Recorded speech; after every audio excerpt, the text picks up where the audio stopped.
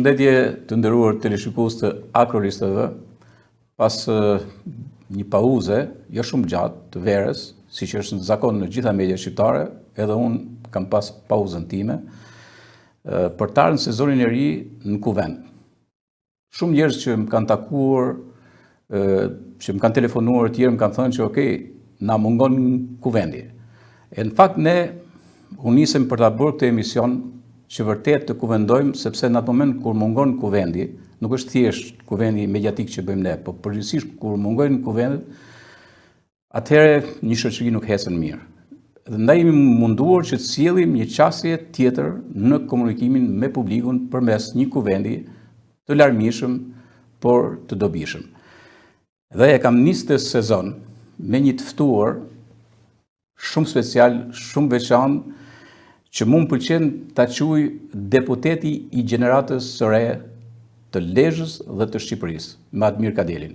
Mirë se erdhe në kuvend, Admir. Shumë faleminderit, Gjergj. Kështu do të flas, Admir do të thaj, po them deputetin. Jo, patjetër është çlirim edhe për mua.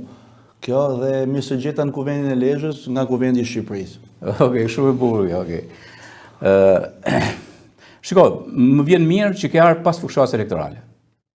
Do pasi ka marrë një fushat, që ishte goxha intensive me radhë, sepse më parë, gjatë fushatës, përgjithsisht nuk më keni ardhur.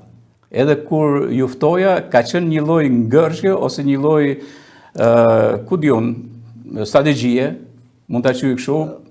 Jo, unë nuk do ta quaj strategji, por ndoshta nga që në fushat ne kohën e kemi flori dhe ndoshta për shkak se njerëzit dhe terreni na kërkonte vazhdimisht, orar pa orar, ndoshta nuk e kena gjetë kohën e duhur që të vim edhe të komunikojnë nëpërmjet medias tuaj me qytetarët. Mendoj që nuk ka asgjë personale, po thjesht mos llogaritje e jona e brezit të ri, që thuti. Po, e qartë. Por gjithsesi, siç e përmendë, domethënë, përdisa se ma the shumë bukur, ishte hyrje shumë bukur kjo, domethënë, mirë se u gjejmë kuvend nga kuvendi I Shqipërisë. Domethënë, një kuvendar, një deputet e ka nevojshme, ti e ndjet nevojshme tani që të kesh një komunikim pak më ndryshe, pak edhe më publik, përveç atij kuvendimit si thush sy për sy me qytetarin kur e takon, kur e bën, por kur e bën publik merr një statur tjetër, merr një qasje ndryshe. Shiko, të zgjedhurit kanë gjithmonë nevojë të komunikojnë me qytetarit, me zgjedhësit. Aq më tepër tani që unë kam një rol më tepër, që do të thotë kam dhe rolin politik si deputet I kësaj zonës, por kam dhe rolin si djali I kësaj zonës. Dhe me këto dyja unë e kam 2 herë përgjegjësinë dhe 2 herë nevojën edhe timen për të komunikuar me njerëzit. Dhe një ndër mënyrat për të komunikuar patjetër është edhe kjo me ju sot këtu. Shiko, kur e sheh veten tani, në të gjithë prerjen shumë dimensionale të një deputeti, a mendon që Admir Kadeli është deputeti I duhur për Lezhën? Kjo nuk më takon mu ta them unë për veten time, por fushata foli, votat folen dhe mendoj që Admiri është fiks në atë dimensionin e duhur tin që për të treguar për mënyrën se si arrit dhe për si ka shku jeta Admirit, që ka qenë gjithmonë shërbim një gjëje, shërbim familjes tij, por tashmë familja ime është më e madhe. Familja ime është gjithë qarku Lezhës, familja ime janë qytetarët e qarkut Lezhës, që do të thotë unë vazhdoj bëj atë mision që kam bërë deri tani vetëm me një kostum politike. 36 vjeç. Je ndërmë të rit, si thush në grupin e trive të Partisë Socialiste tek deputetët.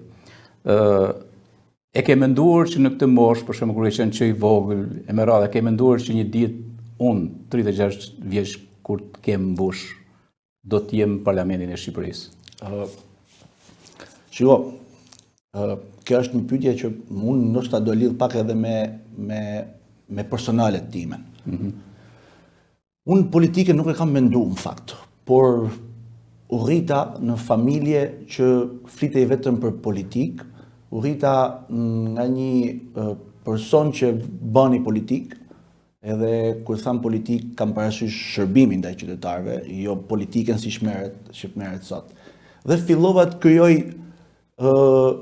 atë ambicien time për të bërë atë që ka bë Imad që kisha. Dhe sepse më jepte emocion kur ti e ja zgjidhje një gjë tjetrit, më jepte shumë emocion kur ti merre një falenderit nga një qytetar.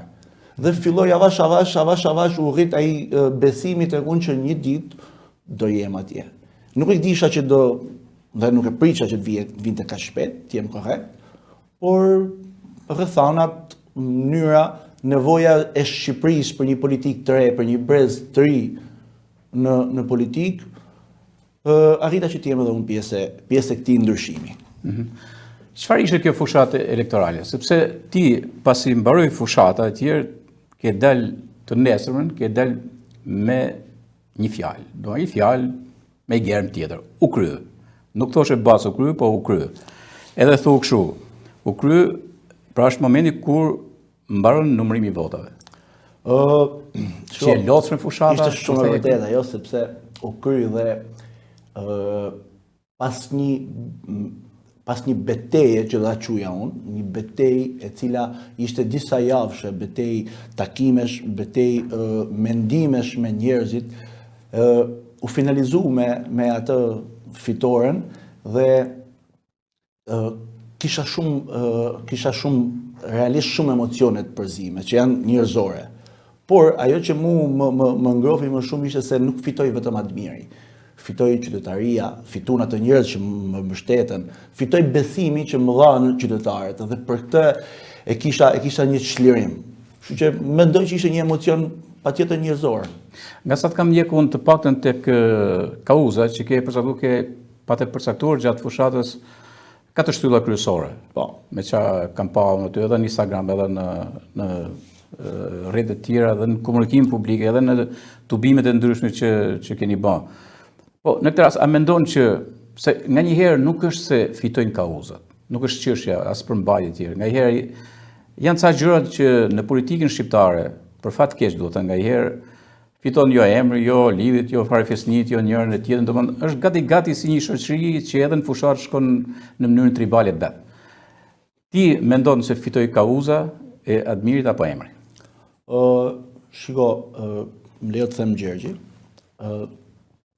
Unë e kam hasë shumë shpesh në politikën e vjetër, në fakt, të Shqipërisë që çështja e trashëgimisë e kam gjuhë. Dhe në rastin tim konkret, mendoj unë, fitoi thjeshtësia e komunikimit me njerëzit, fitoi respekti që kam për njerëzit e këtij vendi, por patjetër që fitoi edhe mbiemri im. Mbiemri im po vjen nga i madh dhe vjen si një trashëgimi morale për mënyrën se si u kanë nejtë qytetarëve të qarkut. Dhe patjetër ata më mbështeten sepse e pan si një vazhdim të korrekcisë dhe të politikës që ata duan bëjnë me njerëzit e thjeshtë dhe me njerëzit që komunikojnë drejt për drejt. Po të vim tek se në fund më duket se lideri juaj, Rama, ka një gjë. Do me thënë, ka një akullsi pa shoqe në mënyrën se si i percepton ata të cilët futen në një betejë. Pra, po them, gjithë struktura. Nëse nuk merr votë, për atë nuk vlen fare. Dhe në këtë rast, tani, për ty ka vlet Lezhë, Kurbini apo Mirdita? Tek pikpamja e numeracionit votave. Shiko, unë mendoj që politika ka shumë lidhje me numrat. Pra që do të thotë, në bazë të numrave, ti shkon për të bërë politikën. Por, në rastin tim, ka qenë një mozaik shumë i bukur. Që secila nga këto 3 zona dha kontributin e vet. Pra unë nuk dola pa vota nga Mirdita, nuk dola pa vota nga Kurbini, nuk dola pa vota nga Lezhë. Ka qenë një kombinim, mendoj, perfekt, sepse për shembull Lezhë ishte zemra e fushatës time. Po.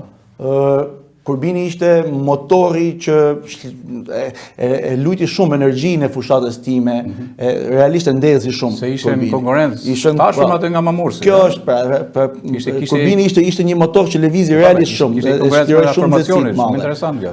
Ndërkohë, në Mirdita ishte një marrëdhënie komplet tjetër. Mirdita ishte një marrëdhënie që lidhej me të parët e mi, me lidhet e mia familjare, me marrëdhënie më të afërta, unë jam nip në Mirdit, edhe mendoj që mbështetja e Mirditës ka qenë përtej mbështetjes politike. Pra unë mendoj që në politikë kam marrë mbështetje përtej të madhes së djalltës, por e kam marrë si admir, si nip e asaj zone dhe me marrëdhënie personale. Kështu që kanë qenë bukura të tëra, ka qenë një mozaik që ka plotësuar fushatën time. Unë kam vënë re që ti ke shigjetuar vazhdimisht në fushatën elektorale ke diaspora. Dhe më duket se ke votat e diaspora kanë qenë ata që kanë bërë lidhjen e nuklit në mes Admirit dhe qenjes sot deputet. A është e vërtet kjo? Kjo është shumë vërtet. Unë mandatin e kam fituar për 27 vota. Po. Dhe e kam fituar në kutit të fundit. Dhe kutia fundit ishte patjetër diasporës. U numëruan gjitha votat në vend dhe në kutit të fundit kam fituar për 27 vota. Diaspora, unë mendoj që diaspora është një pjesë ose është pjesa më ndjeshme e Shqipërisë. Unë mendoj që ato njerëz në diasporë që kanë sakrifikuar kaq shumë janë shumë mirënjohës. Janë shumë mirënjohës për ne këtu në Shqipëri, janë shumë mirënjohës për punën tona dhe i shohin me jo vetëm me syrin kritik, por i shohin me syrin e mirënjohjes punët dhe realizimin që ti ke bërë. Dhe unë u fokusova pak në diasporë, të them drejtën, kam dhe lidhet mia, për shkak të lidhet mia që kam atje, kam dhe lidhet familjar, lidhet miqësore, por ata më pa në sy dhe besuan tek politika e re, besuan te një ideal i ri që po vjen për të bërë politikën e kam shumë të e theksoj këtë për te bindjeve politike. Se ne përpara që të jemi njerëz të partive, duhet të jemi njerëz të shoqërive, që do të thotë jemi njerëz të vendi dhe duhet të vazhdojmë ta marrim respektin për njëri tjetrin për te bindjeve politike. Dhe unë në fakt me këtë arrita të marr besimin e tyre se jam deputeti më i votuar i qarkut në diasporë. Në diasporë? Jam më i votuar. Në diasporë për qarkun e Lezhë jam më i votuar. A ke punuar një herë jashtë, ke qenë në emigracion? Unë nuk kam qenë asnjëherë në emigracion.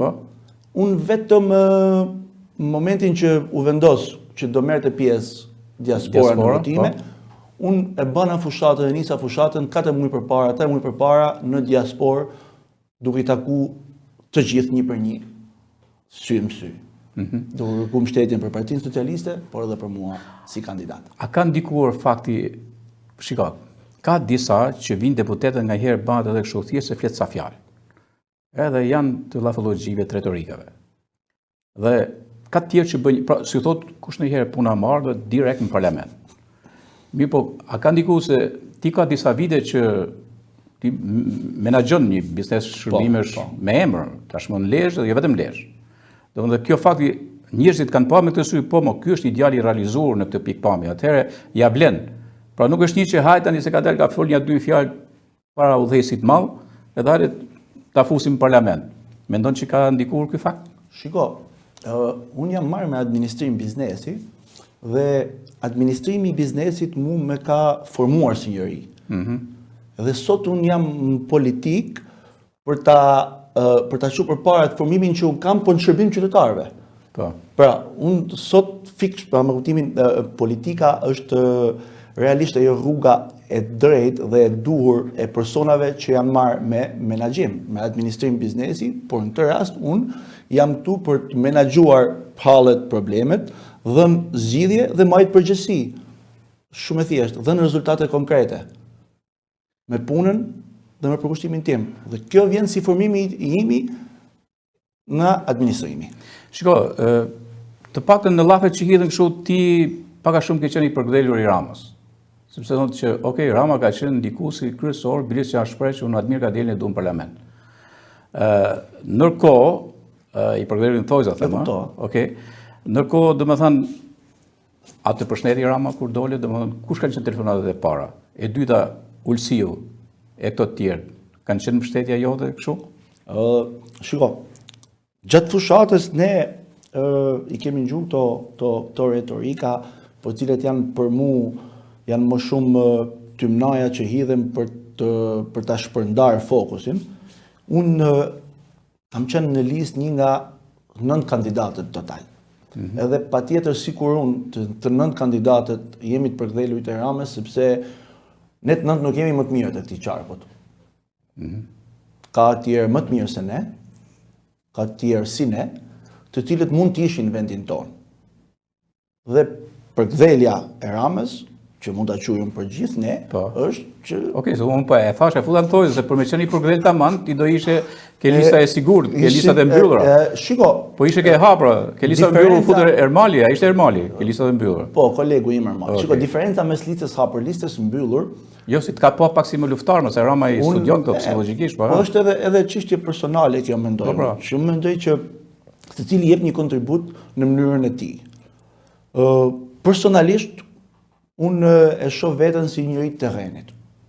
Pra, ndoshta në çdo zgjedhje. Domethënë ty të ka pëlqyer më mirë të jem listë hapur se sa i sigurt atje. Po shumë e rëndësishme. Thujë me sinqeritet. Po sinqeritet, patjetër. Disa janë hipokritë, thonë, "Jo, mos e shiko, unë do isha më." Po flasim me sinqeritet. Okej. Dhe realisht unë jam ndjer më komod këtu. Sepse provoj veten time, e din sa vlen. Okej, bravo. E din se sa vlen, e din se sa të duan. Sepse nuk mund të vazhdojmë duke e majt veten me të mira se unë jam i mirë, apo unë jam i zgjuar, apo unë jam djali i dikujt. Vlla, ti jepet mundësia, urdhëro. Tregoje veten, vlen ose jo. Dhe ku ka gjë më të mirë se sa të tregoj sovrani. Po, e qartë.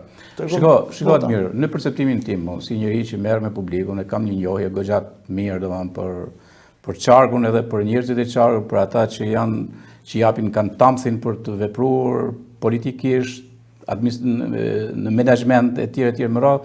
Unë gjithmonë kam pa me këtë sy që kam thënë, okay, Admiri për shembull mund të jetë një kryetar i arshëm i bashkisë për formacionin e majt. E me radhë. Në këtë rast ke pas mbështetjen e Pjerinit që ti jesh në këtë pozicion, ti je këtu? Apo edhe për të hequr si një faktor që nesër mund të jesh kryetar bashkie, apo si ka qenë kjo? Jo, shikoj. Pjerini është kryetari i Bashkisë Lezhës dhe Pjerini ka luajtur rolin institucional që i takon. Unë nuk e di për ka votu Pjerini vetë, duke qenë të është banor i Lezhës. Por unë ajo që di është që Pjerini ka luajtur rolin që i takon praktikisht, jo vetëm teorikisht. Që do të thotë, ne kemi qenë 9 kandidat që e thash, por 7 që kanë qenë në listën e hapur, që kanë qenë në zona të caktuara. Dhe në çdo zonë të caktuar, të secilit nga 7 kandidatët, por duke referu Bashkisë Lezhë, që kemi qenë 4 kandidat të Bashkisë Lezhës, në çdo zonë ku është dasht nevoja dhe ku është dasht Pjerini prezent si kryetar bashkisë, sipas kërkesave të kandidatëve, ai ka qenë aty dhe ka dhënë mbështetjen e tij për atë kandidat që e ka thirrë.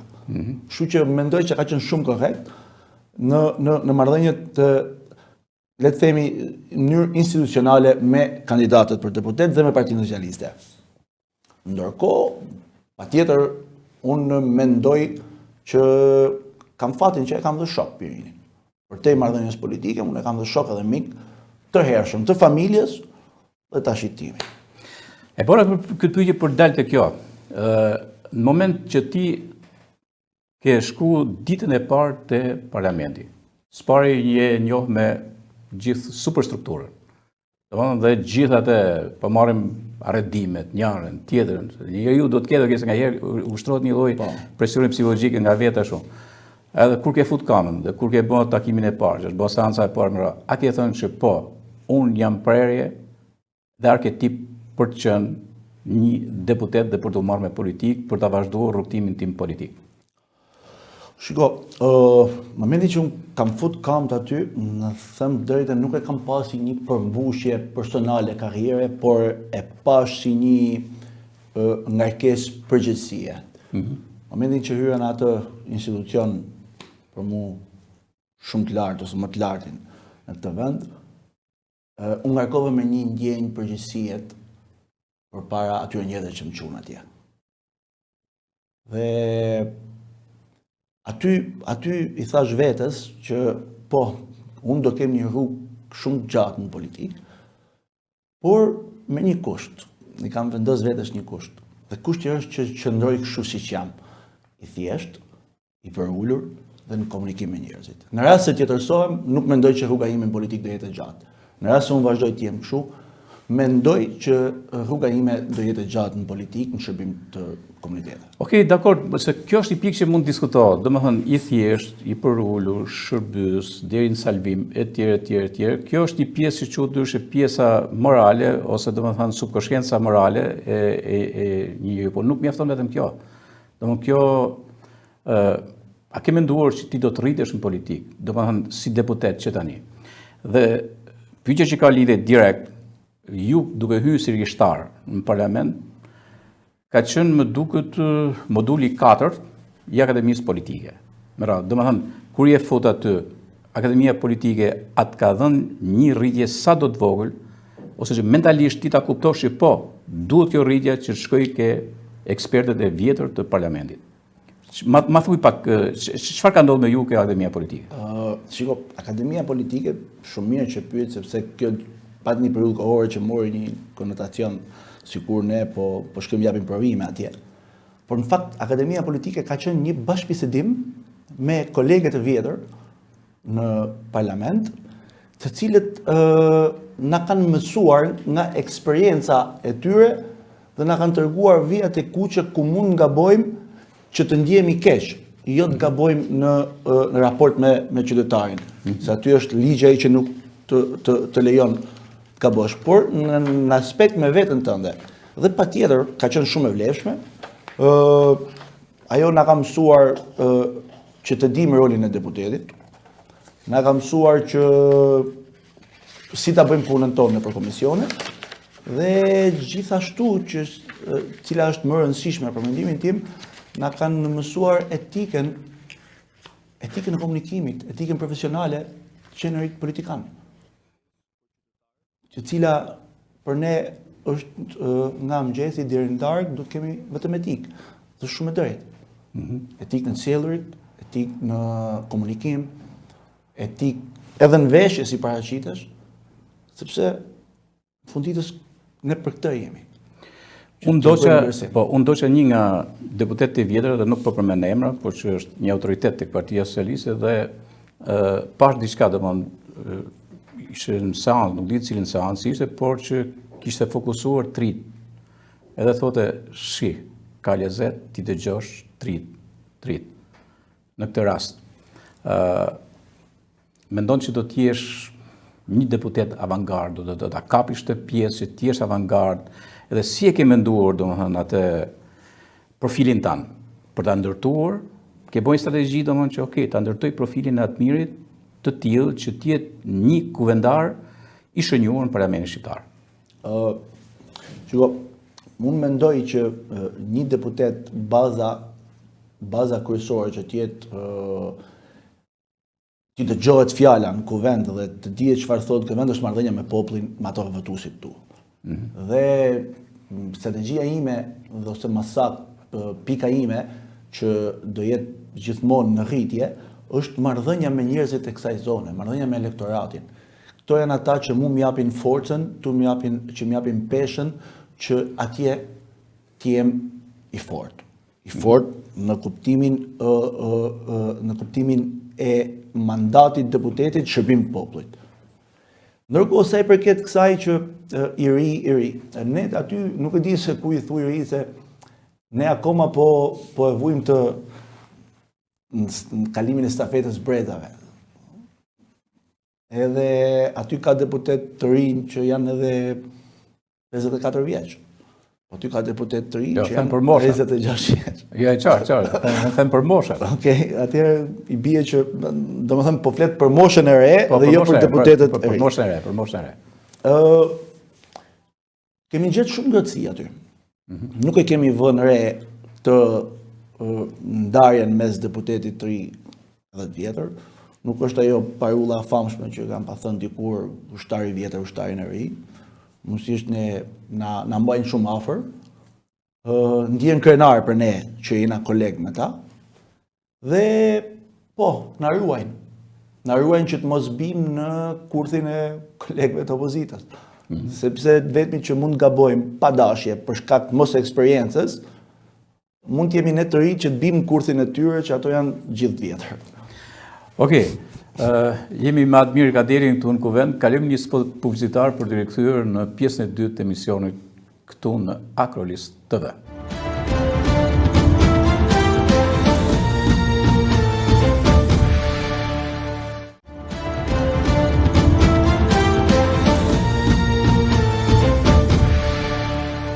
Rikthehemi në pjesën e dytë të emisionit në kuvend këtu në Akrolis TV. Jam me deputetin e Qarkut Lezhës, zotin Admir Kadeli. Atëherë, Admir, të vim tek problematikat kryesore këtu. Këtu do të thënë, unë nuk do të marr thjesht Lezhën, por Lezhë, Kurbin edhe Mirdit. Ti do të fokusohesh ke Lezhë më shumë? Pak a shumë e ke apo do konsiderosh gjithë Qarkun që është pjesë e shërbimit të Admir Kadelit? Patjetër që do fokusohem në mënyrë të barabartë në gjithë Qarkun e Lezhës. Unë jam një mirditor i lindur në Lezhë, po që kam shumë miq, kam shumë të afër në Laç, Kurbin. Dhe edhe në këtë aspekt unë i trajtoj njësoj. Kështu që edhe ligjërisht unë jam. Jo, okay, ligjërisht, ç'kuptimi i trajton njësoj? Për shembull, marrim një qytetar që nga Rresheni, ai fillon të spikat. Spikat deputetin, kush është aktiv, kush është shërbyes, kush i zgjidh problemet, kush mund shkëta çaj hallin, dhe niset prej atje edhe vjen se ti zyrën ku ke po zyrën. Për momentin zyra ime është në Lezhë. E ke në Lezhë. E cila është hapur 5 ditë të javës. Po. Dhe gjatë javës që unë jam në vendin e punës në Tiranë, unë të shtunësh jam në takim me njerëzit çdo të shtunë, nga ora 9 deri në 4 pasdites. Pra gjithashtu nga ora 9 deri në 4 jetë tek zyra. Unë kam zyra e deputetit që është në Breg Drinit afër ish elektrikut. Pra është e hapur. Është e hapur. Tani ky është hapur, mund të vijë nga Kurbini edhe vjen me çaj hall për momentin, po. Ai që ka nevojë vjen. Pavarësisht se ne kena mënyra komunikimi, ka edhe tjera me çdo qytetar. Numri im është publik, rrjetet e mia sociale janë publike. Kam pas shumë kontakte nëpërmjet rrjeteve sociale dhe numrit, por edhe fizikisht në zyrë. Kështu që ka shumë mënyra, ose unë patjetër do jemi pranishëm edhe në këto dy zonat ku e shikoj që është e nevojshme ose e shikoj që ka një përfaqësi të një lagje apo të një zone që kërkojnë praninë time aty, patjetër që do jem. Patjetër që do jem. Pra mund shkoj edhe unë Mirdit, mund shkoj edhe unë Kurbin që të jem afër aty. Atëherë, këtu kemi një gjë që Mirdita ka një bashki krau tjetër politik. Ndërkohë që nuk ka asnjë deputet. Në kuptimin e saj që në territor, nga territori. Admiri është mirditor, domethënë në kështu një tjetër. A pak a shumë do të kesh një ndërlidhje tjetër ndryshe, do të jesh ai që shpesh herë thonë që po është Admiri. Do të jesh komponenti plotësues i mungesës si boshllëku që është qoftë majtas qoftë djathtas Mirdit. Shiko Gjergji, unë e thash edhe përpara që vendin e lindjes nuk e zgjedhim ne, por ne zgjedhim të lartësojmë prerardhjen tonë. Dhe prerardhja ime është nga Mirdita. Dhe unë për këtë jam shumë krenar që jam mirditor. Mirdita tek unë zë një vend shumë veçantë. Kur flas për Mirditë, unë kam krenari. Kur flas për mirditor, ndjej një farë ndjenje vllaznore. Kështu që do jetë patjetër vazhdimisht në vëmendjen time. Pa lënë Lezhën, vendin ku unë jam lindër rrit, edhe Shiko, a vëre një lloj disproporcioni zhvillimor të theksuar në mes dy bashkive që është Lezhë po dhe Kurbini me bashkinë e Mirditës që është e djathtë. Edhe më duket nga një herë sikur është lënë si një oazë eksperimental. Për faktin se nëse do të ishte kryetari i bashkisë i Majt, me siguri do kishte projekte etj. Kjo domethënë të jep shije pozitive ty edhe pse je deputet i Partisë Socialiste? Shiko, unë jam deputet i Partisë Socialiste, por jam deputet i Kuvendit të Shqipërisë. Që do të thotë jam mbi partitë, në kuptimin jam i qytetarëve të këtij qarku. Dhe në këtë lloj forme unë do doja ta shikonte edhe kryetari i Bashkisë Mirditës. Që mos hezitoje për t'i bërë ato projekte dhe për t'ia paraqitur qeverisë. Dhe unë mendoj që arsyeja e bashkisë së Mirditës, e cila është pak në kuptimin, le të themi, në gjumë nga ana projekteve, do doja që të punonte pak, do doja të arriste nivelin e punës për projektet të asaj zones. Sepse qeveria nuk është e Partisë Socialiste, qeveria është e Republikës Shqipërisë, qeveria është e qytetarëve të Republikës Shqipërisë. Dhe në rast se ti shkon atje dhe i çon një projekt që ka të bëjë me zonën tënde, unë jam i bindur që dyert i ka të hapura dhe do ta mbështesin dhe unë i pari do mbështes. Por unë mendoj që problemin kryetari i Bashkisë Mirditës e ka me partinë e vet, se po i thanë më shku me çu një projekt të qeveria do e marrin sikur ushit të Partia Socialiste. Dhe ky është politika vjetër. Po, e mendon që ti do të shkosh tek Bashkia e Mirditës, duke parë thashë herë këtë lloj disproporcioni, do shkosh tek Bashkia ose ti thuash kryetarit të Bashkisë se shiko, unë duhet ta takojmë të bëjmë një bisedë bashkë. Edhe sikur ai mos vije me taku, po do vi unë, do të takona. Edhe ka mundësi të bëjmë një sinopsis të gjithçka e ndodh dhe pse Mirdita është një instalacion, sepse e vërteta është një instalacion admirë. Do me thënë, unë të them veç një shembull. Unë kënaqem shumë kur shoh punët e Lezhës, absolutisht. Dhe Pierini është shumë avangard. Makineri e rënd pune. Absolutisht. Masaj le të flasin të tjerë, unë për veti unë i admiroj ata që punojnë. Puna Pierinit. Flet puna në radhë. Por ka një fakt tjetër se duke nis nga ura e skurave, ku ndahet që është tabela Mirdit me pjesën tjetër, dhe deri në cepet fundore të veten, nuk ka një kazën publike. Është një nonsens. Absolut, domethënë që flet për jo disproporcione, se s'po flas fjalën diskriminim, sa është pak e rëndë. Por gjithsesi kur nuk ka zhvillim, atëherë kalim ky nocion. Në këtë rast, Admir Kadelia a do t'i afrohet Bashkisë Mirditës, edhe si meritor, po dhe për këtë fakt sepse nuk e meriton ajo zonë që të rrije pasi punë publike. Atëherë, unë si deputet, pra si njeri i zgjedhur, dhe zoti Mlyshi si njeri i zgjedhur, kemi një qëllim. Dhe qëllimi është të shërbejmë qytetarëve që na zgjodhen dhe të shërbejmë qytetarëve që kemi në zonat tona. Dhe për sa herë të ketë një projekt, të ketë një takim, të ketë një punë për të bërë, kryetari i Bashkisë Mirditës do ketë mbështetjen time të pandajshme. Ashtu siç ne nuk i kemi bërë publik, unë jam takuar me zotin, me kryetarin e Bashkisë atje të Mirditës, dhe kemi lënë, po për shkak të agjendës, duke qenë se ishte fillimi të agjendës time të jem korrekt edhe ai që do lëvizte jashta, ne kemi lënë që unë shkoj të bëj një takim në Bashkinë e Mirditës bashkë me kryetarin dhe të ulemi të flasim për projekte konkrete dhe ku i duhet ndihma ime dhe ku i dhem Mirditës dhe ku i dhem qytetarëve të Mirditës dhe çfarë ka që nuk shkon në atë zonë që t'jap kontributin tim si ligjvënës. Nuk do të zhvendosëm nga Mirdita tani, si jemi këtu, jo se duhet shfrytëzoj rastin që Admiri është me origjinë nga Mirdita. Po, nuk e di, a e ke lexuar një kumët shumë interesant të Artan Xhamarge. Artan Xhamarge është nga fisi kapitanor, pra nga selia kapitanore e Mirditës, edhe ai të është drejtuar kështu. Se di e ke lexuar atëherë, madje unë kam marrë edhe kam thënë një kumët njerëzor nga Artani për deputetin Admir Kadeli. Dhe thot një frazë shumë, edhe pse nuk e njoh, e mbi gjitha nuk kam votuar kur nuk do të votoj Partinë Socialiste, duhet përgëzoj deputetin e ri Admir Kadeli si Oroshas, pse fal ti Oroshi nuk mbeti pa një përfaqësues. Ka qenë fill pas zgjedhjeve.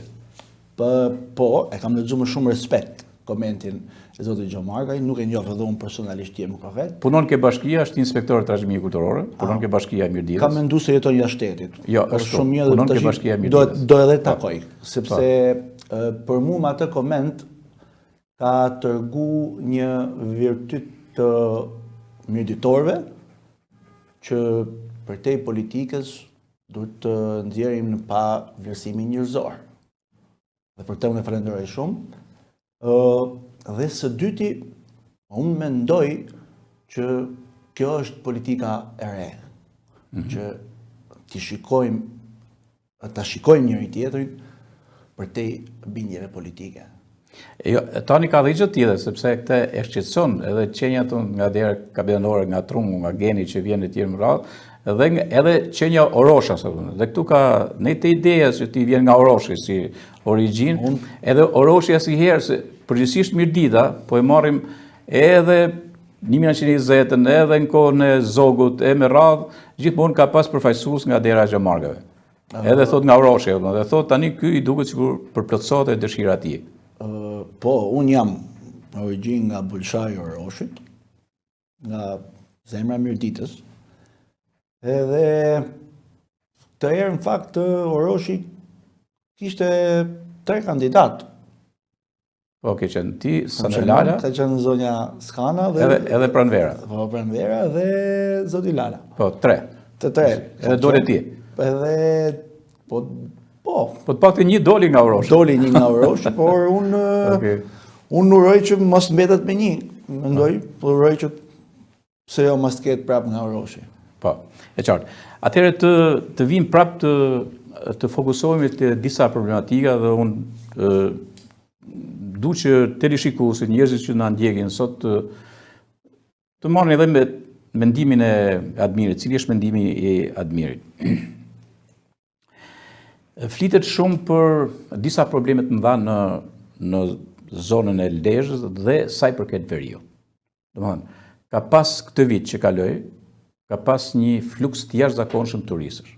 Edhe unë du ta përmend prap, është një punë e shkëlqyer e bërë nga kryetari i bashkisë me stafin e vet, dhe gjithë aktorët tjerë, resortet me radhë, por sidomos bashkëpunimi me Kosovën, me komunat e Kosovës. Nga i herë ne bëjmë binjakëzime, shkojmë në fund të Amerikës edhe nuk shkojmë këtu ku kemi. Të njerëzit që vinë dhe vazhdojnë hala me turizëm patriotik, por që tani është turizëm efektiv. Por ajo që ka pas ngërçe të jashtëzakonshme sa i përket akseve kryesore. Edhe ai që ishte planifikuar projekt deri tani për Balldranin, edhe ai nuk u bë, madje dështoi me radhë. Cili do të jetë Admir Kadeli përballë këtyre problemeve që janë probleme të mëdha, janë copat mëdha domethënë për rajonin e Veriut?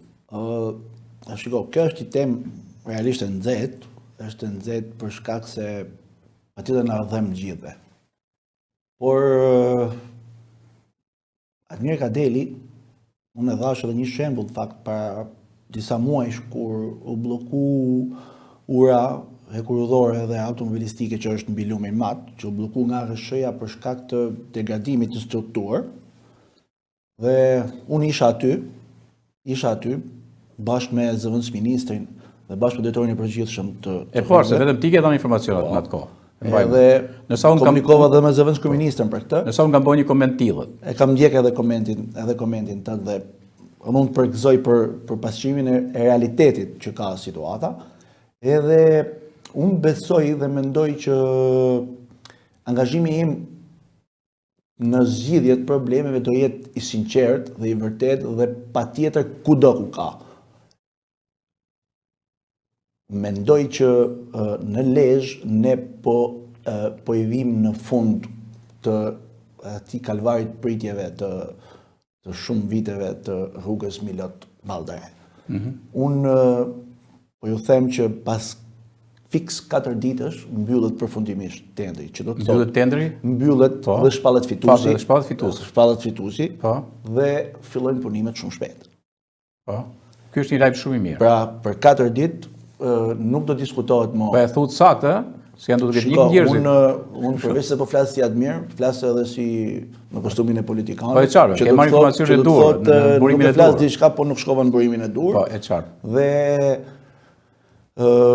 për 4 ditë mbyllet e tenderimit, hapen ofertat, do marrë atë 10 ditëshin apo sa ka ligjërisht koha e shqyrtimit të ofertave dhe do shpallet fituesi e të fillojnë punimet. Pra mendoj që kjo do marrë fund.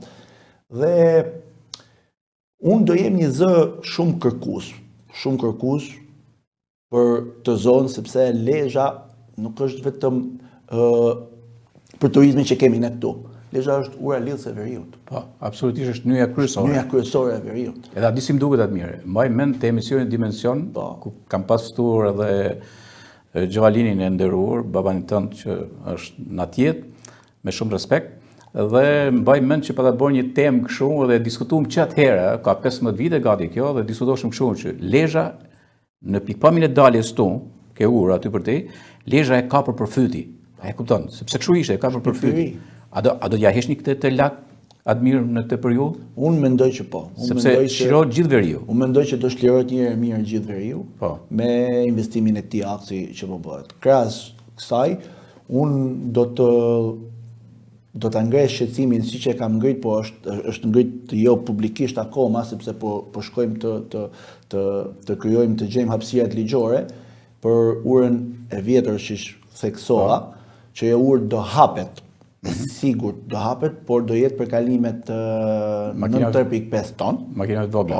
Po. Për shkak të asaj ndërhyjes që ne bëm atëherë unë dhe bashkë me ndihmën edhe kryetarit Bashkisë Lezhës, ne në atë sot po investohet. Sot që flasim bashkë, po punohet që të forcohet struktura. Po, struktura kamave pra, është bërë një investim për rreth 1 milion eurosh, tani një tender rreth emergjent, dhe unë do të jem ai që do t'i rrim mbi kokë i investimi, do të jem ai që do të kërkoj që të bëhet edhe një shtesë për ta rishtruar, por me kushtin që të kalojnë makinat 3.5 ton, deri në 3.5 ton, jo tonazhit lartë. Dhe unë mendoj që kjo do i japi një shfryrje trafikut. Tani, infrastruktura në zonën tonë, me akset kryesore, deri tani, sado që janë bë punë, ka pas nevojë dhe të kalan pak për dëshiru, në aspekt me fluksin që ka pas turizmi.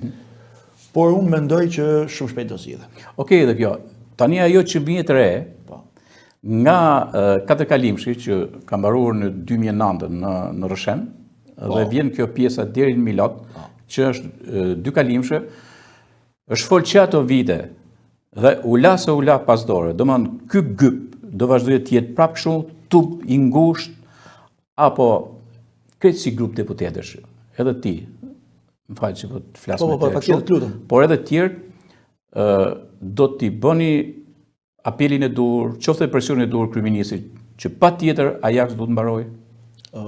Se mund t'jetë gjëja dytë, ose krahas me këtë të Balldrainit. Unë mendoj që ajo rrugë është në një fazë studimi për ta bërë, pasi koncesionari, sipas informacioneve që kam, nuk janë zyrtare, por informacione që kam unë, koncesionari ka përfunduar urën e Kuksit, që e ka pas për ta bërë në projekt në renditje përpara, dhe do fillojë të zgjyrojë aksin. Patjetër që do bëhem bashkë me kolegët, që të kërkojmë informacion më tepër dhe pse jo ta nxisim që të bëhet sa më shpejt.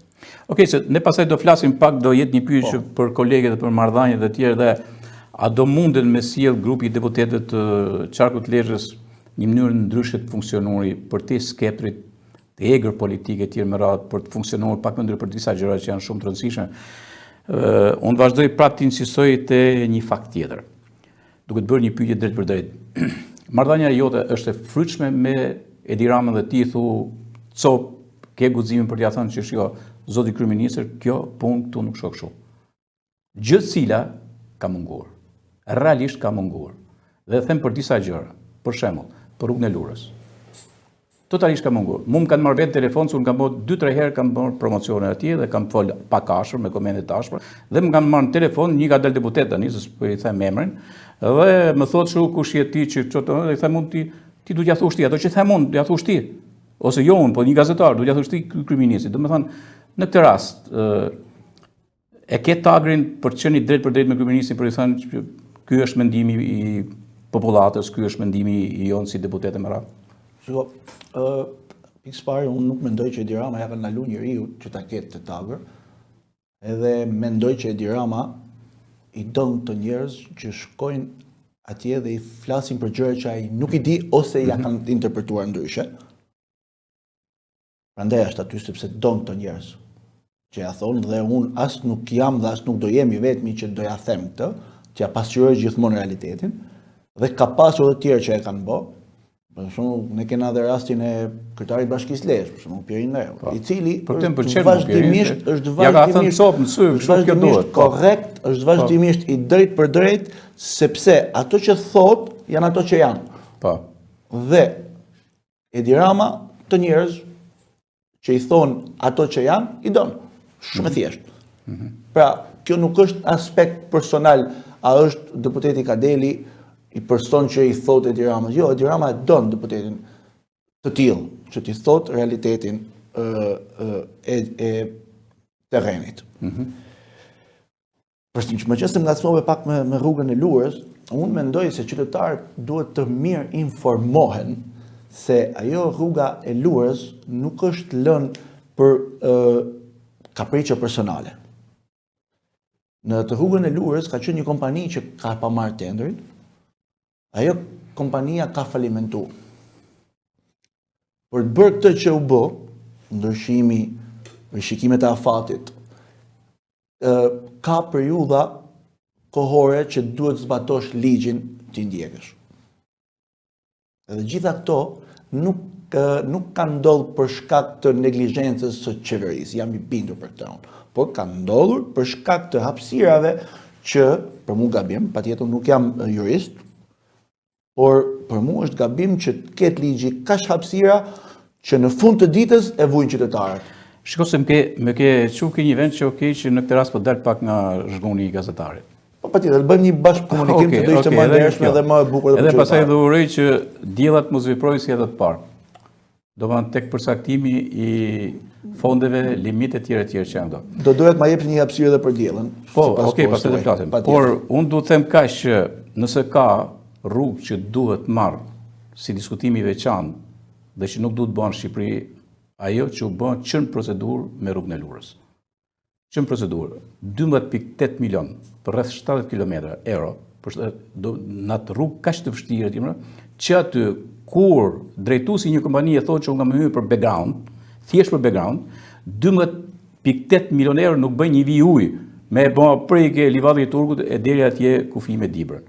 Kjo ka qenë qasja më gabuar në një projekt edhe në procedimin e tenderimit të atij projekti. Pikërisht kjo është arsyeja sepse diella është sot aty ku është. Atëherë, prari po them, tani diella, uroj që diella dhe dolim ke diella që të rrim pak ke diella, se diellën e kemi edhe nga krahina jon. E kena edhe nga krahina jon shumë e drejtë është ajo që thu, por unë do të jap edhe një farë do ta bëj pak kështu bukur të çështën e emrit diellës, pa dashur me kalu. Shiko, diella mund të jetë edhe nga dielli, i cili mendoj që dielli është i vetmi që e ngrot tokën njësoj. E ngrot çdo pjesë që shef njësoj. Me thënë drejtën, unë e kam pasajur që sezoni i ri me hap me diellën që është atje, për diellën këtu, tani ta lash ty me fol për diellën, se ne ti je si djalë diella, kupton ti edhe. Okej. Unë të doja që pra ta merrnim në aspektin që e tajton si dielli e nxjerr tokën kudo njësoj. Do doja që në këtë lloj forme të tajtojmë edhe diellën, që i tajton të gjithë njësoj. Dhe kush është e njësoj? Janë të gjitha ato kriteret ligjore këtu e kam bravo, që diella të kjo patjetër, që diella i ka aty. E thon ndoshta pak më popullorse. Në rast të se diella ai nuk bën kalkulime djallëzore, ose rrike kritere. Do marrë kritere që janë të vendosur aty për përfitimin e një pune dhe do hynë 50 kompani, po marrim shembull, ajo kompani që ka këto kritere si bazuar mbi ata, ajo atë shpall fitues. Se si ka emrin kompania, diellës nuk intereson. Pastaj diella ka dhe gjë se nuk e takon askush. Diellën kjo është shumë e rëndësishme se me taku sot ta kthejnë karakterin më herë. Ka është politika vjetër ajo, Gjergj. Po politikën e re nuk ka më takime. Mi po ta kthen. Në politikën e re takime. Ta kthem mes, a ke parasysh se bëhen ato kalkulimet, algoritmat, ai ke vënë për me marrë një. Do të japi filan kompanie, diella spyt, është pa gjak. Diella këto algoritmet i din diella. Po është politika vjetër ajo e takimeve. Po. Politika e re është e zbatimeve. Dhe ne zbatojmë ato që është shkruar. Dhe të shkruara për ne janë ligjet. Dhe është shumë e thjeshtë. Kështu që diella realisht do bëje një punë shumë pastër, do bëje një punë që t'i japim Qezarit atë që i takon Qezarit. ai që meriton dhe ta marrin, që do të thotë ta meriton pas kritereve që ka. Ka ikur koha ku unë jam miku Gjergjit, edhe Gjergji është miku Adit. Ka ikur koha. Po të kuptoj shumë mirë. Tani kam një gjë, unë nuk e di si tip pacifisti që jam unë, jo në gazetari, po thaj për ti është gunit gazetarit, do të thonë jam pacifist si natyrë,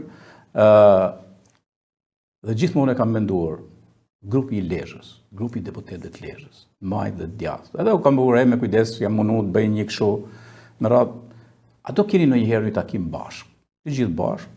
Edhe nuk është e thënë kjo punë se tani ti bëjmë si në ato inkubatorët e laboratorëve të tjerë, nuk e kam këtu. Llafim, por janë disa gjëra thelbësore, qoftë edhe një herë vetëm për të mbledhur një grup së bashku dhe për funksionuar së bashku për të mirën e kësaj zone. Ke ndonjë kontakt se kush mund të jetë iniciatorja, mendon që është e mundur kjo për të bërë ky kontakt i përbashkët? Shiko, pikë pari, ne 140 deputetët takohemi bashkë.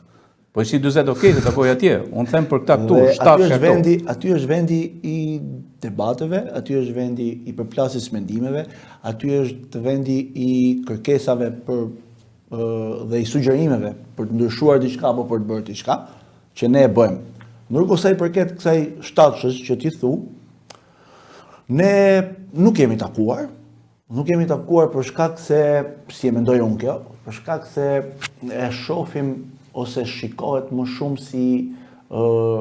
si deputet partije se sa si deputet populli. Edhe realisht për mua kjo nuk ekziston, se unë e shmang këta, Unë kam komunikim me gjithë kolegët e mi atje, me gjithë majtë të djathtë. Kena komunikime që shumë herë, të them vërtetën, shumë herë sikur zemrohem me to se sa herë ndizen kamerat, o Gjergj, ndryshojnë qasje. Okej, këto janë paskujintat e parlamentit. Ka një problem. Po. Nuk duhet t'jenë. Ne nuk duhet t'jenë. E qartë. Ne duhet t'jemi ato që jemi. E di se kjo të shqetëson ty si deputet i ri. Edhe personalisht. Po, edhe personalisht, okej. Ne duhet t'jemi ato që jemi, ne duhet t'jemi njerëz të vërtet. Po. Ne duhet t'jemi. Unë dua përplasje. Shiko, ne krijojmë debatin në shtëpi. Në shtëpi kemi përplasje mendimesh. Patjetër që do krijojmë edhe atje. Por ta krijojmë ashtu siç është. Të jemi të njëjtë, ta krijojmë pa cënuar njëri tjetrin në aspekte personale. Ta krijojmë pa gjujt me ato siç bëhet ajo. Tani unë këtu në kuvend Gjin Gjorin e kam pas, ka qenë. Edhe Ermali ka qenë. Tani edhe ju, Admir, besoj do kalojnë gjithë këta, do kisha shumë dëshirë me bëj kuvend me gjithë deputetët së bashku. Kur do që ta mund ta bëjmë më vonë, një kuvend që mund ta bënim në një vend të bukur, kur të kemi edhe publik dhe të bëjmë i takim me grupin e deputetëve. Ti na jep fjalën që do vinsh që tani. Unë ta jep fjalën që do vinë nëse ti e bën. Se s'kam i përshtypje. Jo, mund ta bëjmë. Jo, mund ta bëjmë. Se s'kam i përshtypje se ka kesh shumë të vështirë, sepse nuk do pranojnë. Nuk do pranojnë, Gjergj, më beso për ta. Nuk do pranojnë. Opozita nuk do pranojnë. Më beso, kolegët e mi të opozitë nuk do pranojnë sepse nuk e duan debatin. Më beso për ta. Jo, nuk i dihet kjo punë. Unë uroj shumë që ajo të bëhet, por unë referohem sidomos për gjëra të mëdha, fundamentale. Të qarkut, për gjëra fundamentale, domethënë është detyrim i grupit deputetëve, është detyrim. Me qenë edhe në publik bashkë ndonjëherë, për zgjidhje të mëdha. Shiko, deputetët e kanë detyrim të komunikojnë me publikun, por mënyrën dhe formën e komunikimit mendoj që e zgjedhin ata. Por unë nuk e shoh te kjo pjesa që nuk duan të vinë këti, apo nuk duan të respektojnë detyrimin. Realisht nuk e duan debatin, sepse është shumë e thjeshtë. Ne jemi më mirë se sa kemi qenë. Që të krahasojmë me vetveten. Nuk mund të krahasojmë me vendet e tjera. Ne do të krahasojmë vetveten. Jo, e di pse them, se shpesh herë ne themi këtë gjë, që të kthehena ke rrënjët, këtë park, dhe ne kemi disa module shumë të mira, mënyra se si janë të bëha punë dikur, edhe pse ishin kundërshti. Ta zonë Bajraktar nuk është puna se kanë ra në ujdi vazhdimisht. As zonës te, as të Hotit, as të Pukës, Mirditës jo, e tjere, po marrim gjithu. Por ama, kur ka ardhur gjëja për një gjë shumë thelbësore, kanë net muhabetit dhe kuvenit, a kupton? Dhe kjo domethënë është një gjë shumë pozitive që duhet marrë në kohët e sotme. Unë nuk jam për retorikat folklorike, absolutisht jo, por janë disa qasje pozitive që ne mund t'i marrim në kohët e sotme. Unë uroj shumë që të mendoj. Okej. Të shkojmë pak te parlamenti. Si duket, si po funksionon parlamenti tani? Ju jeni në Komisionin e Ekonomisë, edhe jeni edhe të një komision tjetër që është i kulturës, turizmit si zëvendësues. Është ngarkesë kjo për ty? Po, është ngarkesë për shkak të punës voluminoze që ka, sidomos Komisioni i Ekonomisë, i Punësimit dhe i Financave, ku unë jam antar, dhe te Komisioni i Turizmit, Kulturës dhe Diasporës, ku unë jam antar zëvendësues. Ka punë shumë voluminoze, patjetër, sepse ekonomia është zemra e ndërtimit të institucioneve dhe të kuvendit, por është në habitatin tim. Jam shumë komod në këto dy komisione dhe është edhe fokusi im, turizmi dhe ekonomia. Janë dy pikat që unë dua të leshenjë për mirë për qytetarët. E di pse, ta them, Admir, mu më duket më rëndësishme të komisionet se sa të seansat plenare. Seansat plenare janë për deklamim, edhe për vendos atë gjërat cilat diskutohen në për komisione. E gjithë puna bëhen komisione, Gjergj. Gjithë puna bëhen komisione. Domethënë aty duket edhe përgatitja profesionale, është përgjegjësi shumë e madhe të shkosh deri tek ligjet. Tek deputeti që duam, po deputeti janë to organizmat që merren në fund të vitit dhe nxjerrin një bilans. Dhe unë kam vure, ja u kam thënë kur kam pasur këtu në kështu, por kam vure që disa ka një gjë që thotë, ta zëm fjala në kuvend kaq herë. Si ndërmarrjet e këtyre për iniciative, Po. Ligjeve, sugjerimeve tjerë me radhë kaq. Kjo kaq. Dhe rezulton dikun është 1%, dikun është 0 fare, kështu me radhë. Mendon që Admir do të jesh te kjo kurba këtu me amplitudë të rritur, frekuente? Shiko, puna një deputeti nuk matet vetëm me sa herë fole, po matet edhe se çfarë bëre. Po pra, se kjo është, pra ne po thonë, aty çfarë jep indikacioni jot atje. Kjo do të dalë. Që do të thotë që ne punën tonë e kemi në komisione dhe e kemi sa aktiv jemi në për komisione, patjetër edhe në seancën plenare. Unë edhe si natyrë nuk jam natyrë që kam qef të rinë comfort zone. Jam natyrë kërkuese, jam natyrë që her pas here dua të komunikoj qoftë me publikun, qoftë me kolegët. Atje, unë për shembull kemi bërë 2 mbledhje me 2 komisionet dhe në 2 mbledhje unë kam marrë pjesë me pyetje.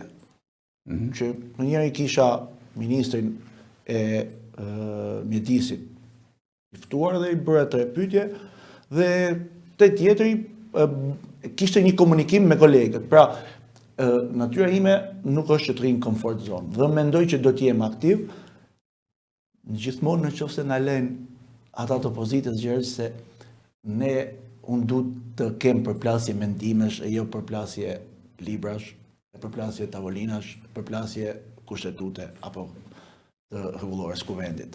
Nëse ato do na lejnë që të kemi dialog, me shumë kënaqësi do e bëjmë.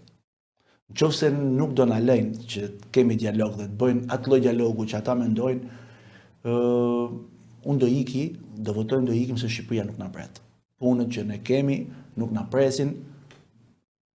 Kemi 3000 sa për ligje për t'i kalu për të afruar sa më afër Bashkimit Evropian dhe kena shumë punë për tes përpara. Po, shumë bukur. Edhe duke ardhur nga fundi tani, kam dhënë një pyetje që ta kam lënë për fund, se thash ta bëjmë edhe pak jo humor, po të bëjmë gjatë kanshme domethënë kështu. Shiko, është interesant. Një raport me Lolitën. Çfarë ka Lolita këtu në Lezhë? Më një herë me Ulsiun, po Ulsiu ul me bë intervistë me të. Pastaj humor me Ermalin. Edhe ti i ke bë një ftesë, e do ta japim atë ftesën, a ke bë ti ftesën? Po. Ja ke bë Lolitës, për me ardhur me kefesa fitore. Sa ka qenë kjo? Po, vërtet. Edhe nuk erdhi, sa di pse thotë shumë, pse nuk erdhi. Thotë Do shkoja, thot, tek festa Admir Gadelit, po kam frikë mos ka marr atë të mrizin si kuzhinier. Nuk e kam lënë fshatin tim, thot, për të ngrënë gjizën një fshati tjetër. Vetëm po që kështu me krudo dhe havjar mund të shkoj. E është e bukur kjo shumë, ha? Ka qenë fantastike kjo. Unë në një komunikim me disa gazetarë, në pak ato sugjerojnë që të programin e Lolitës dhe të qasjen e Lolitës për të bërë të komunikimin publik do ishte shumë interesant sikur të futet të shkolla gazetarisë, sepse shumë interesante Lolita. Unë nuk e njoh personalisht. As nuk e di se kush është. Thjesht ajo që di është se është e dashuruar me Lezhën. Me Lezhën. Me Lezhën. Po edhe me ty, sepse nga herë shef si djalë simpatik kështu dhe Lolita i ka këto. Ajo është alkimist si shumë. e trajton Lolita, sepse mënyra si e trajton, por ne qarkut të Lezhë, kena edhe gjakun e Amel, Shumë e bukur. kena edhe gjakun e Amel. Admiri ishte shumë kënaqësi. Kënaqësia ishte e imja, edhe falenderoj shumë realisht që më thirrë dhe turoj sezon mbar në Kuvent, por që ta shtensionojmë pak edhe që unë të kuptoj, a do kem lejen tënde të bëj edhe unë ja 2 pyetje ty. Po patjetër, bjesë unë kënaqësi. I ftoj me bë pyetje. Është po do ishte pak më e bukur, do ishte ndoshta risi edhe për emision. Falenderoj. Edhe unë pyetjen e parë du me ta bëj si gazetar. Si gazetar i vjetër që je, që nuk pranon me dalë në pension, kjo është e sigurt. Edhe doja të bëja një pyetje për median. Si e shikon median në kohët e sotme? A mendon që kornizën e limiteve e ka kaluar? A mendon që nuk e ka kaluar? Apo a mendon se nuk po e pasqyron realitetin siç është? Dhe a është më mirë gazeteria e kohës tënde apo gazeteria sotme? Shiko, me pak llaf, edhe media më e keqe është media e mirë. Edhe kur funksionon në mënyrë më të keqe të mundshme, prap do të themi, sepse pa media ne kemi një shoqëri pa sy, pa vesh, kemi një publik pa sy, pa vesh. Kjo është pak a shumë kauza e medias, që me Pulitzer e tjerë, mrapa Hemingway, Ana Falaci, Mimo Candido e tjerë, profesorë që i kanë dhënë frymën gazetarisë, edhe gjithmonë është e vetmja gjë që ka shërbimi i saj është syri dhe veshi i publikut. Sa rrinë me u bën syri dhe veshi i publikut në Shqipëri, siç gjërat nuk kanë ardhur në mënyrë funksionale, mirë, në mënyrë institucionale, siç ka pas gjëra antikushtetuese, nuk edhe media ka këto gjërat e veta. Megjithatë unë kam thënë një shprehje dikur, që nëse ka nevojë për të bërë vetim, spari vetingu i parë do të ishte bërë në media, sepse jo çdo kuzhinier, jo çdo një marr, jo çdo ndërtues pallatesh, jo çdo kriminal, jo çdo mund të ketë një media në dorë, sepse një media në dorë është shumë më keq se sa një kriminal. Se një kriminal mund dalë aty një çmendur siç dalin në Amerikë, mund edhe vret 5 vet, 10 vet, 20, ndërsa media vret ditë për ditë.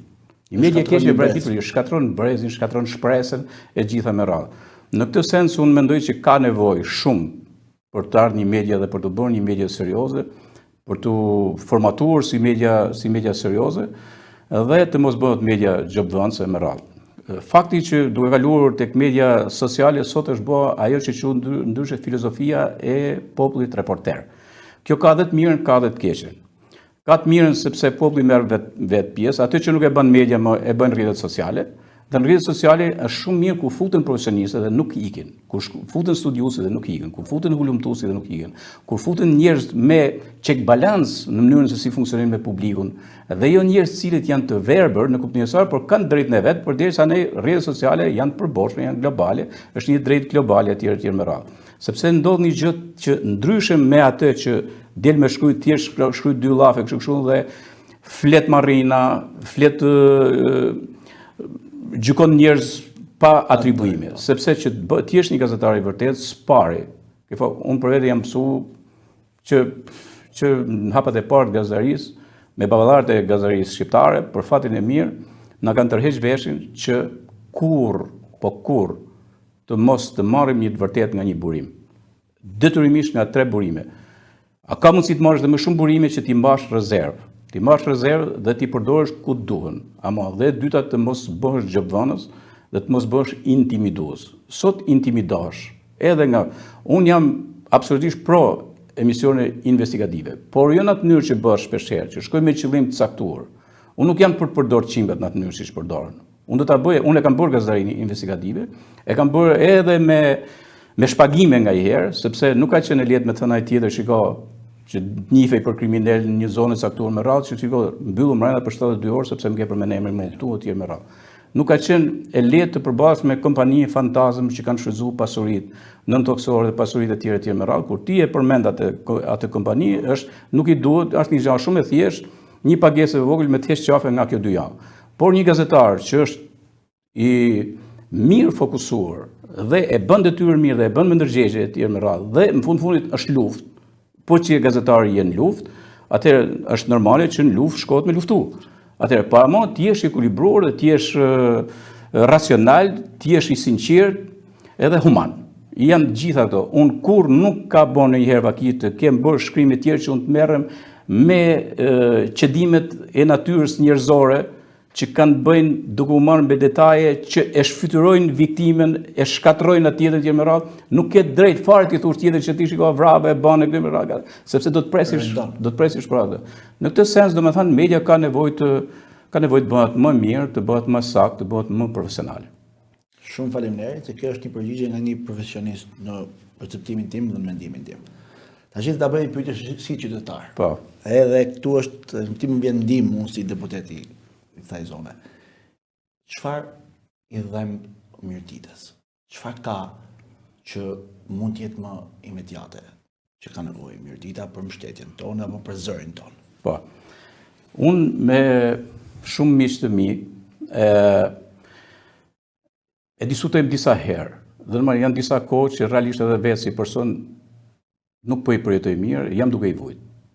Dhe kemi parasysh vujtja një intelektuali për kaq sa jemi, e një njeriu i cili ka jetën të lidhur atje, një informacion të përditshëm etj me radhë, është vujtje më e madhe se sa një individi thjesht, edhe si një politikan, edhe si një drejtues etj me radhë. Sepse ti shef se si zhbëhet krahina jote. Zhbërja e krahinës. Kjo është një dukuri, vërtet është një dukuri e përgjithshme domethënë në Shqipëri. Por me Mirditën mendoj unë që sot është kthyer në një plagë. Është kthyer në një plagë për shkak edhe të mos funksionimit të shumë gjërave, dhe kryesorëve nuk mund zhvillohet një vend thjesht me retorike folklorike. Ka shumë rëndësi qëndrimi ndaj pjesës dhe burimit njerëzor, eksperiencave që janë më radh nuk mund të hidhen më tan. Militantizmi, për fatin e keq, në dy krahet, nuk po them vetëm këtë, i ka rrit plagët, sepse nuk mund të gjykosh specialistët e mirë, as edhe një herë, ato janë burime, është dasht kohë. Unë isha një aktivitet të jashtëzakonshëm që edhe do ta përcjell përmes një reportazhi edhe te Akrolis TV, në Puk, në zonën Hadrojt të Shkozës, ku është bërë pushimorja me fotosintezën, ku matura e 75-ës e atij veni, ku është Tonin Alia, që du ta përgëzoj, te Ardenja, dhe kanë bërë një vend të mrekullueshëm dhe është një vend i cili do të jetë si pjesa e qenës së një orbite që të merret të gjithë pyetjet shqiptare në mënyrën se si mund të risillen pyetjet shqiptare.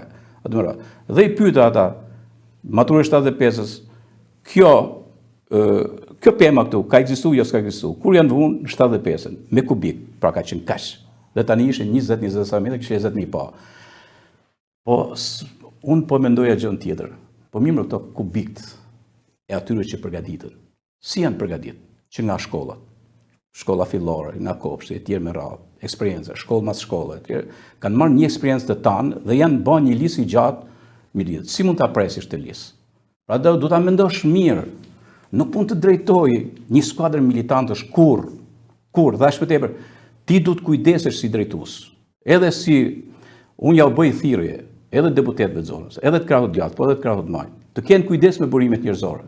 Një burim njerëzor i mirë duhet rujt me fanatizëm të thellë. Ajo që mungon mu më dhimbë edhe i gjë tjetër. Ka një provametje teknologjike, ja kam thënë shpesh herë, ka një provametje teknologjike të jashtëzakonshme. Sepse ata që janë më të mirë kanë hikë dhe nuk kthehen më. Janë bërë disa investime shumë të rëndësishme që janë nëpër shkolla. Por duhet të ketë mësues të mirë dhe mësues të mirë duhet të stimulohen. Është bën spitali, po duhet të stimulohen mjekët e mirë, që nga atritje me radhë. edhe projektet e ndryshme. Mirdita vun për projekte. Është e mundur që Lezhë ta ndihmojë Mirditën. Absolutisht. Pierini edhe Benet Beci i Shkodrës dhe i Lezhës i kanë karamele projektet e Mirditës, po e marr kështu, po e them në mënyrë figurative.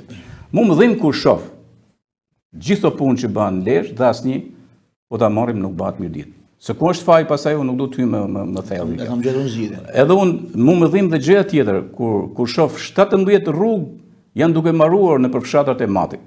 Të asfaltuara dhe janë rrugë me 5 km 12-10 deri Macukull e tjerë me radhë. Dhe unë duhet shoh dhe Oroshin të lidhur me rrugë, duhet ta shoh edhe Kaqinarin të lidhur me rrugë. Të shoh edhe Velen, edhe sepse ka vende shumë bukura Mirdita. Një farë mënyrë kjo do t'i bënte që të stopohej, sadopak të stopohej, ose edhe të konservohej. Është fantastike, si ka mundësi Ulza. Unë isha ke projekti i fundit, janë 4 milionerë që po bëhet një gjë mrekullueshme në Ulzë. S'janë ajan apo s'janë 150-200 banor aty, pa ama si shtëpi nuk ishte shit. Sepse me ide njerëzit do vinë, është një lloj rikthimi tjetër me radhë. Po nuk mund ta mendoj që 4 milionë euro janë në Ulzë, as 4.000 euro në gjithë Mirditën. Atëherë është emri në Ushparit dhe bravo i qoftë. Është emri atyre që involvojnë investimet dhe bravo i qoftë projekte tjerë me radhë. Në këtë sens unë mendoj që Mirdita duhet ndihmuar, se nuk ndihmohet e djatha, thjesht si e djathtë, as e majta thjesht si e majt, as një emër kryetari i bashkisë tjetër, por ndihmohet ajo popullat që mos të shbëhet. Pak a shumë unë jam këtu. Unë e kuptova dhe shumë faleminderit, edhe do t'jap edhe një kështu, ndoshta një zgjidhje. Ne në 2027 do t'i bim njeriu e duhur Mirditës. Kjo është pjesë politike, pastaj. Okej. Kjo është pjesë politike, po duhet të bësh si majta si djatha. E të falenderoj.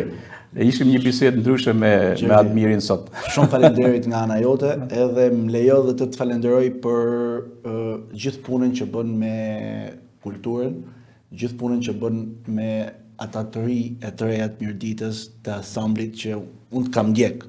Ty dhe realisht vlerësoj që e man gjallë dhe kultivon të brezat e vegjël kulturën e traditët tona. Dhe për këtë realisht kam shumë mirënjohje për ty. Shumë faleminderit. Isha në Akrorisht TV këtu në emisionin Kuvend, me emision rishtar në këtë sezon të ri dhe besoj bisedë të këndshme që ju do ta ndiqni edhe në kablor, do ta ndiqni edhe në platformën në Netsus.com, në rrjetet sociale, edhe kryesisht në YouTube. Do rishihemi sërish javën tjetër ku do vim edhe të martën edhe të premten. Po ja u them prap, e martën do të ketë tipologjinë e reportazheve kryesisht, e premten do të ketë emisione bisedë në studio. Mirupafshim deri atëherë.